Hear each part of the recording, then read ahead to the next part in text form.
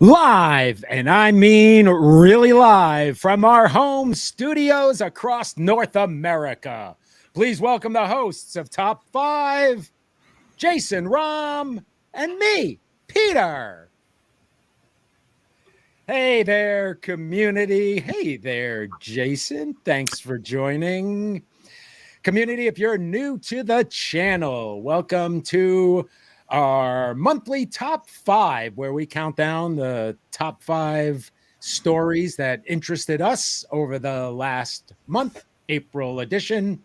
If you're into application delivery, application services, messing around with networking or application security, this might be the channel for you. So maybe nudge that subscribe button. Give this piece of content a like.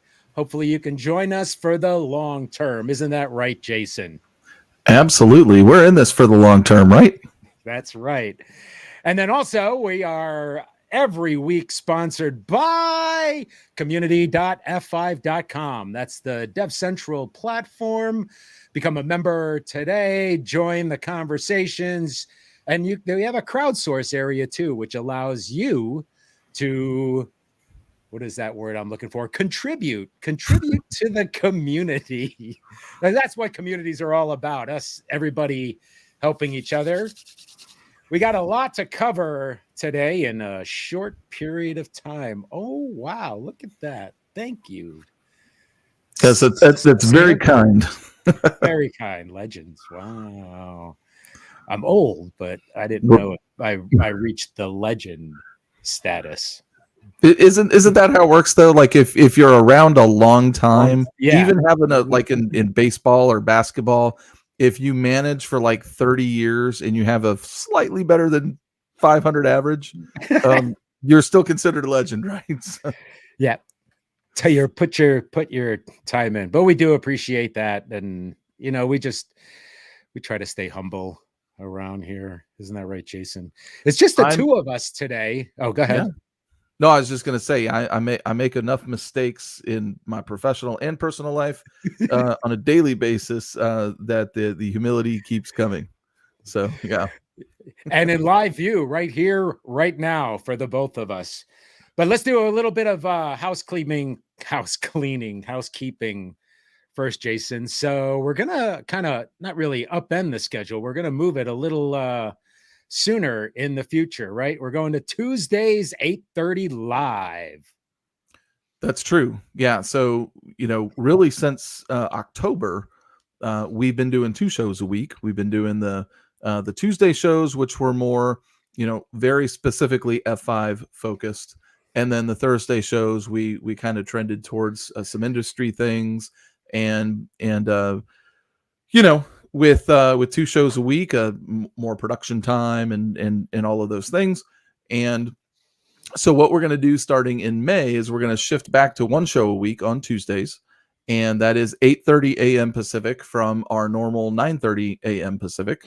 And so instead of Tuesday and Thursday, just going to be on Tuesdays. But we are going to have with that, whether it's an after show with a particular guest or just, hanging out with us, we're going to have after hours on DevCentral. So we'll have the show from 8:30 to 10, and 8:30 to 9 Pacific. And then from 10 to 11, no. Help me out, Peter. I'm messing up. 8:30 to 9 Pacific. Yeah. I'm getting my time zones mixed up because I'm in the central time zone. So I'm like converting in my head. It's kind of like, you think in English, even though you're speaking Spanish, until you really flip that bit. And it's like, okay, I can actually think and speak in Spanish. It's like that with time zones for me. It's like I'm always converting. But okay. Anyway, 8:30 to 9 is going to be the show on Tuesdays. And then 9 to 10 Pacific, we're going to have after hours on DevCentral. So we'll have a Zoom call. You can join us face to face. We'll be a few or many. And if there's a lot of us, maybe we'll break out into breakout rooms and we'll focus on different things. And we'll do things like, live coding and an after show with guests and just be able to chit chat about the different things that you're working on that you'd like to share about. We'll have that time to just be a community face to face, not just, our faces to you. So I really look forward to that. Yep. So just moving an hour earlier, but then expanding the show another hour to be more like a community. Instead of the one to many like we are for the half-hour program, then it'll be, us to you and faces and all that. I'm actually looking forward to it. We've been testing that on Thursdays, doing an after show, and that's been pretty successful, pretty popular. So on community.f5.com, after you become a member, across the top, you'll find groups. And then in community groups, you'll find the DevCentral Connects group. And that would be the one that you'll connect to, subscribe to join us for the after shows. That's right. That's where the links will be for the Zoom calls for you to join in. So if you're not a member of community.f5.com, register. You'll be able to get the Zoom links in there and then join us every Tuesday from 9 to 10 a.m. After we do this show. So it'll be a good time. 11:30 Eastern, Jason. Is that easier for you? 11:30 Eastern, 10:30 Central, like they used to say on the TV. on the TV. And they say when you can dream in that language, whatever it may be, that's when you're fluent. Because my wife's Korean and speaks fluent Korean, and even though every day we converse in English, she actually dreams in Korean. Okay, nice. Yeah, I dream in English and IP addresses. Those are my languages, So I lived in Italy for 3 years when I was a kid, and my parents, had that struggle. It's like, well, do we just throw the kids in the economy so that they can actually, kind of be part of the culture, or do we put them on the DoD base? And we were on the DoD base. So we had an Italian teacher, but apparently, I didn't do so well in that class. So I never really spoke the language there. You pick up some things and all that. But I've never spoken anything but English. And that's kind of one on my bucket list, is eventually to learn another language. Don't feel so bad. I'm illiterate in 3 different languages. Oh, Roger, will you be having a bigger, longer, and uncut version like South Park? Well, I don't know if the quality will be quite like this. I don't watch South Park, but I imagine with Hollywood money there, it's a pretty fantastically produced show. Definitely longer, definitely bigger, maybe uncut because it won't be produced. So there you go. I guess to answer your question, yes. Yeah. Especially the after hours. Although, even live stream, we still like to watch our language somewhat, even though, we put that it's not for children. But you never know. There could be someone listening over mama's or papa's shoulders. That's right. But enough with the chit chat. I think we need to hit this countdown button, don't we? For our top story, which is always number 5. All right. So my first pick for this week is actually more about policy than it is necessarily about the technology. And I'm fascinated. Let me turn off this logo so you can see the full screen. I'm fascinated in the world that, like, I've been on the DevCentral team for 13 plus years, so I've been out of the trenches for a really long time. So from a business perspective, from a compliance with government perspective, I don't have to really deal with any of that. I can just focus on technology and say, hey, I really like this technology and I like it to do this thing.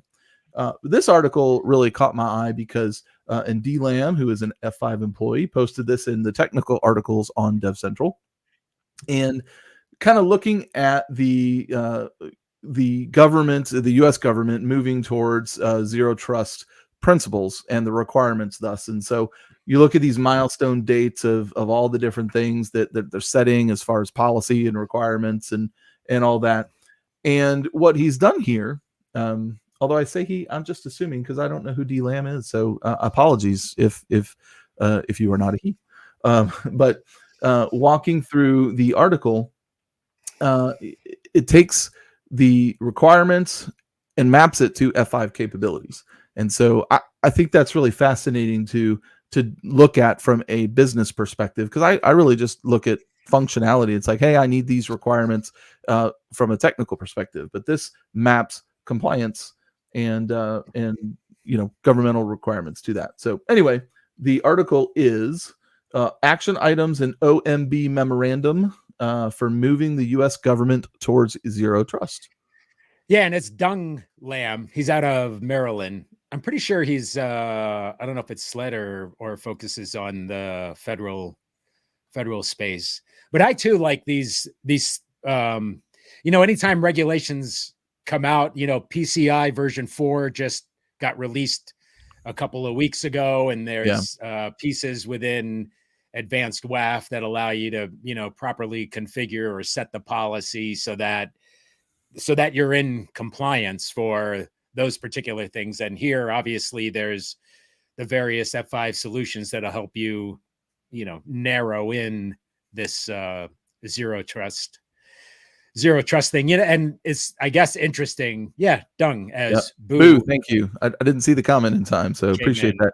Dung, I actually looked it up while you were looking. I looked it up on the back end, but what was I saying? Oh yeah, just how the various solutions get put together. I know we got something coming up for the PCI version 4.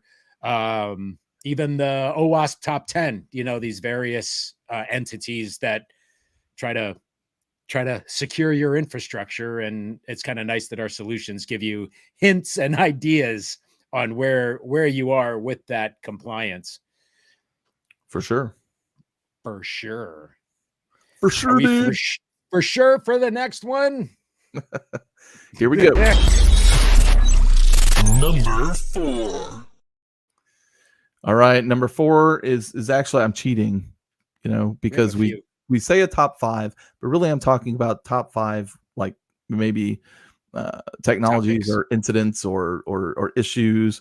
And anyway, for number 4, we actually had 3 different, and really there were more than 3, but some of these link to other pieces of content in the F5 world of websites. So we have, community.f5.com, which is, our community of, technologists who are customers, partners, employees. But then we have the, f5.com proper, we have F5 labs and support at ask.f5.com. So a lot of different properties that support various different functions. And, they all came to bat with Spring for Shell. And I wanted to highlight this first one because it's actually one of the crowdsource entries on DevCentral. And our crowdsource environment is where anybody, F5 employees, customers, partners, if you have something to share around vulnerabilities or just, enhancements of how you can support a protocol or an application, you can do that in crowdsource, whether it's an iRule like this or whether it's a how-to article. Either way, you can share that in crowdsource. And so Ismail shared an iRule that helps to mitigate the Spring for Shell RCE. And so, he has the link over here to the actual iRule where he's got out on GitHub. And you can go into the TCL, which, I got corrected. I kind of corrected myself, or John corrected me back in the day. It's like I always hold it was the tool control language. And so we were at a user group and he said tool command language. I'm like, oh, that's not right. It's the tool control language, but he was totally right and I was wrong. So, but anyway, TCL is what iRules are based on. And so the Spring for Shell iRule mitigation, it's out there on GitHub. You can link to it from crowdsource. You can go straight to the GitHub resource as well. And 127 lines of goodness with how to mitigate that. And so he's done a good job of looking through and applying the specific logic to be able to handle that from an iRule perspective. But that's not the only solution that we had for this. And David Warburton on the F5 Labs team also looked at that from a standpoint of being able to protect that more generally and linked to resources on Brian McHenry's. And this is, back to, how all of our properties kind of link to each other and help each other out. And And so Brian McHenry, also a friend of the show, has a list of different ways that we can do that, or that we handle that. And, of course, our security incident response team, the F5 CERT, certainly looks at all these vulnerabilities that come out and see how our technologies might be impacted by those. And then we release, update solutions for when we're impacted or if we're impacted and all that.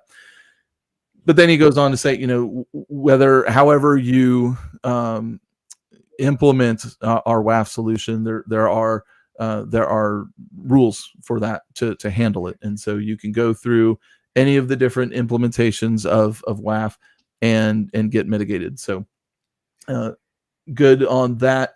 And then if you wanted specific details around that instead of the generalities, James Affeld, in a technical article also on DevCentral, kind of goes into the nuts and bolts and looks at how to implement specific rules for AFM on the advanced firewall for LTM or for big IP. So lots of different resources for you to go dig into for Spring for Shell. And I love it that no matter when we have a significant vulnerability, that the community at F5 comes to play, regardless of which platform that we end up on. Yeah, and the CERT team even came out with additional or brand new specific signatures for the App Protect and the advanced WAF. And the reason I like the iRules, obviously, is just because sometimes the signature updates require a maintenance window and other things that you might have to pause or swing over the application to another location, where the iRule allows you to patch it right away until you get that time, to do the actual signature update and restart the box and those typical things. Yeah, or if for some reason you don't have AFM or one of our WAFs yet. True that. And so if that's the case, why not? And so the most obvious reason. That's right. Jason has my back live on the show. That's right. You want to hit the middle key? Yes, you're up for number 3. Number 3. Oh, I was about to add the stream, but the stream's already there. How perfect. So real recently, in fact, I think it was just, I want to say either early last week or the week before, we released the annual F5 State of Application Strategy report. I believe I'm guessing now, but I want to say it's in its 8th year. It started out, back when we were still in our application delivery days. It was State of Application Delivery, kind of moved into State of Application Services, and now it sort of encompasses everything with the State of Application Strategy. It's available out on f5.com.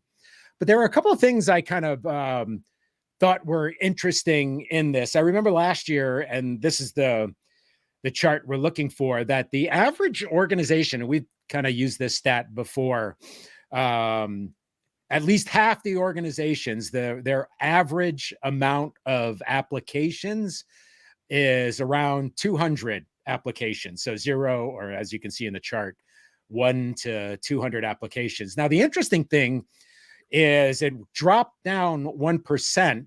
So those organizations responding up to 200 applications dropped 1%, but you can see 200 to 500 apps jumped 5%, as did the 500 to 1,000 apps per organization, which, you think about it, I don't know how many, apps I have on my phone. Clearly not.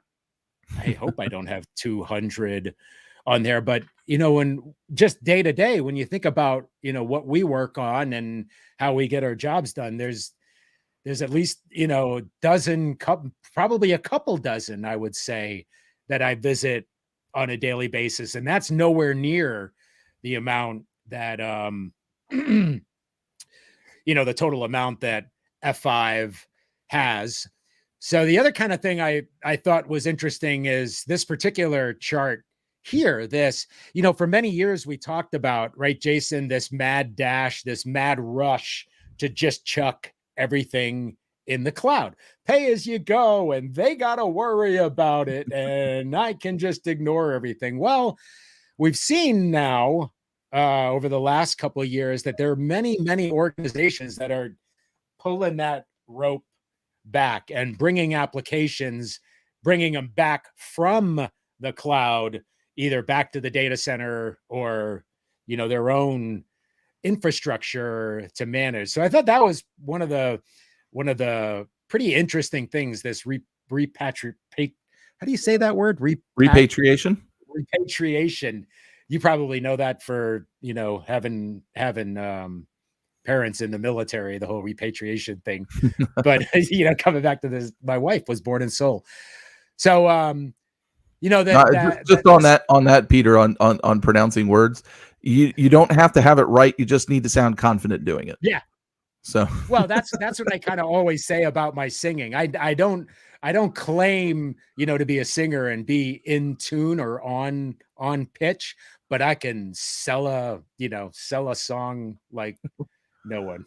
Yes, So yeah, you just have to have the confidence to belt it out like no one's watching except the camera.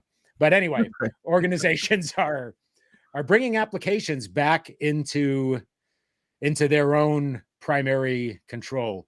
Now, the other pieces in here, there's a whole bunch about SaaS applications. There's a whole bunch about security in here. In fact, probably 99% of the organizations will give up some little bit. No, it's actually 76%, but give up some level of security for speed and performance. I wish that wasn't the choice these days, but apparently it is. So you want to check out the SOAS report.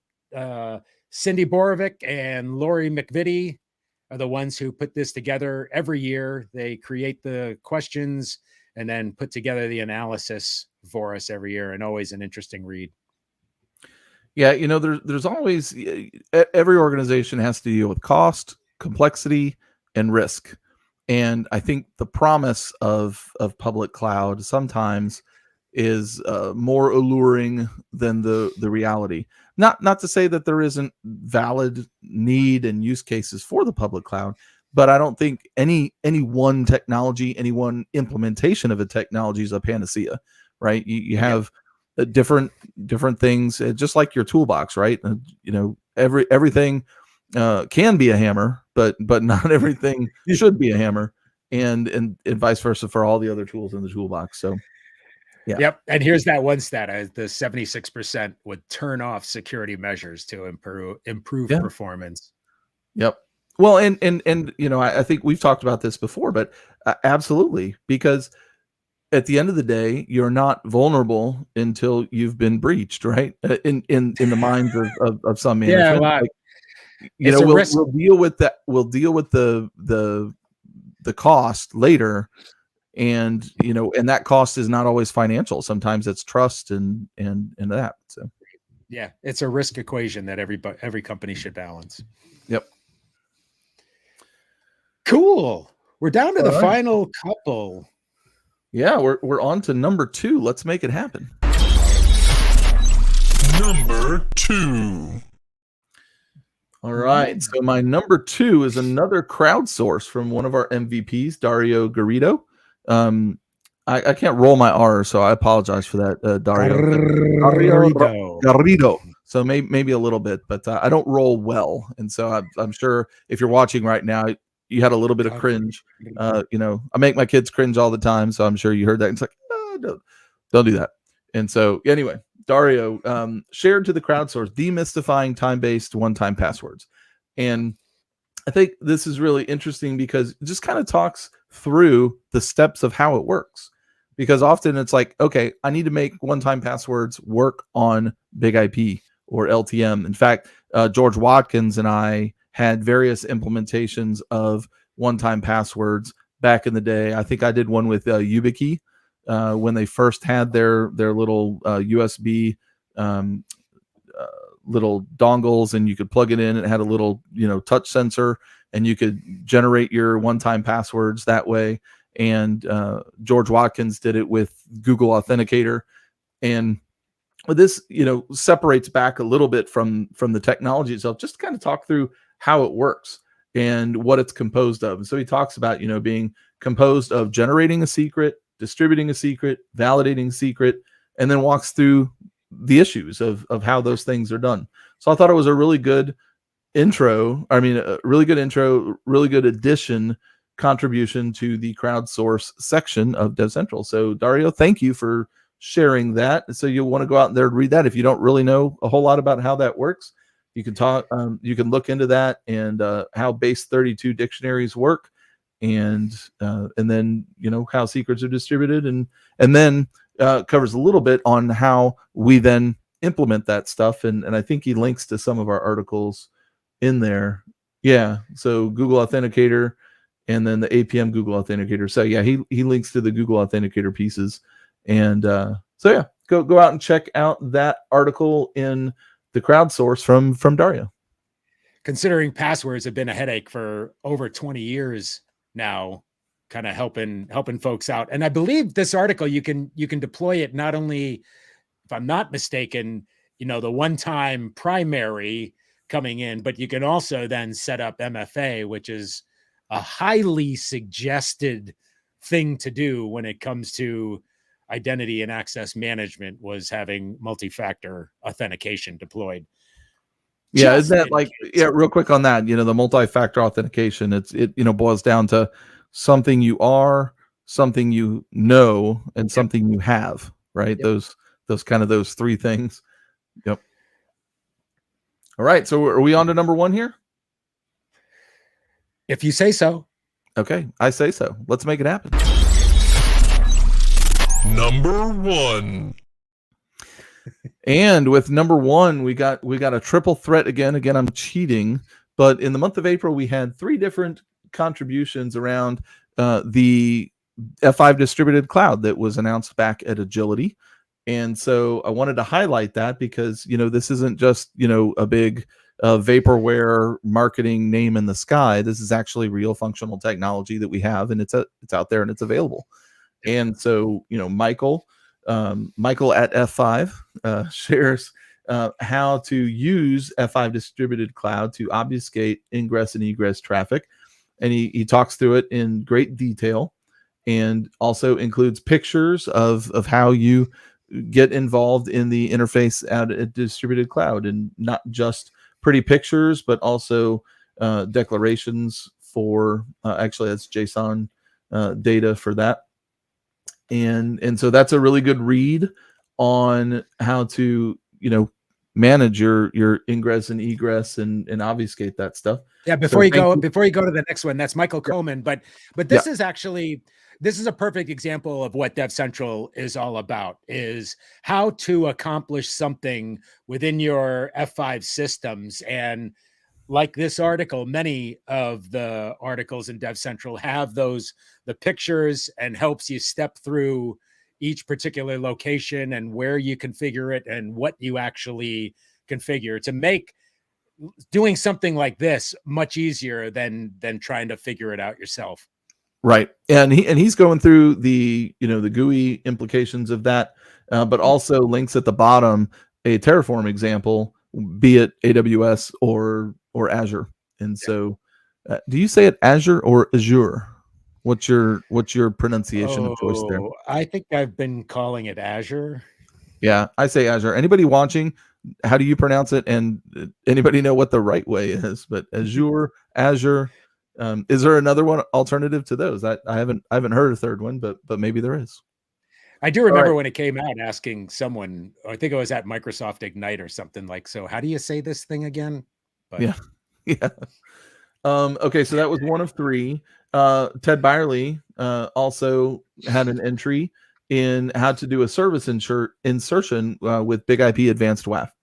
And so, he kind of goes through the solution description, the challenges. And I kind of love this because he kind of goes through what I like to do with articles. And it's like problem, solution, impact, right? You talk about that soup to nuts, and it's like, okay, I see what you're doing, but why does that matter? Or I see why it matters, but you don't really tell me how to do it. And he breaks that down really well and has a fantastic diagram. I don't know if anybody watched or read Network Computing back in the day, when you get your monthly Network Computing magazine seemed to have gone away and newspapers going away, but they always had the network diagram centerfold for, some company that puts stuff in. So I always love a good architectural diagram, and so he includes that well, then goes through, after all of that background, the step-by-step process to make it happen. So that was a fantastic entry. Thank you, Ted.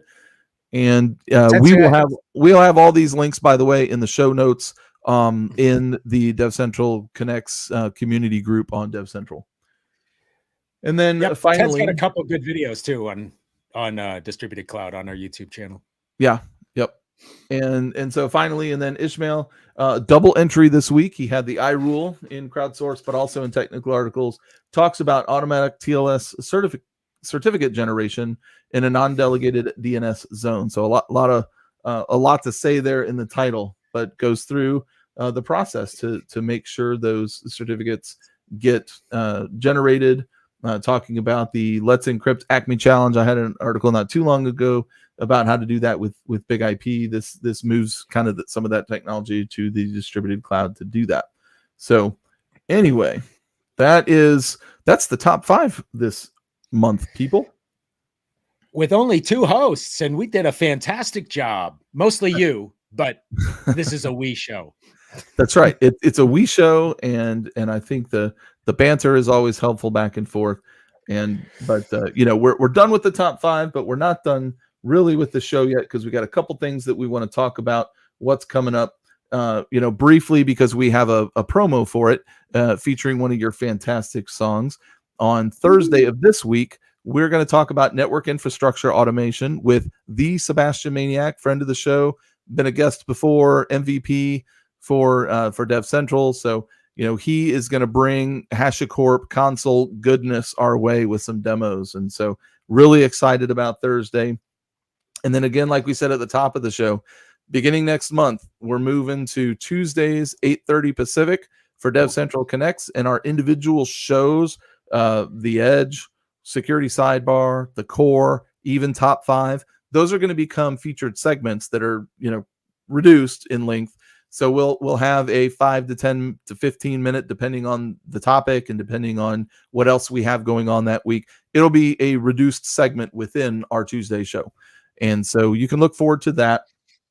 And, that's what we got. That's all we got. I guess we should wrap it up. Of course, our May content, we'll have that coming shortly. And any parting thoughts for you, Peter, before we roll this promo? Thanks for watching. If you enjoyed this content, as always, please give it a thumbs up. It definitely helps. I know every single channel says that, but the algorithms and all those things definitely help bump this up. The other thing is, come next month, if 8:30 is too early for you for whatever reason, you can always catch the replay afterward. And I think that should do it. What do you think, Jason? I think that's it. I'm happy to have been here with you always, Peter. It's always fun when you can join us live instead of rocking the the recording group in the chat. So yeah, have a fantastic week, everyone, and we will see you for maybe not the last time, but for the last time in the immediate future on Thursday. Visit us at community.f5.com 24/7. Thanks for this week on DevCentral Connects. Never stopping with his head against the wind. Sebby Maniac on the show. Bum, bum, bum, bum, bum. And he'll demo like he's never before. It's one thing to talk about automating the infrastructure. It's another to make it happen.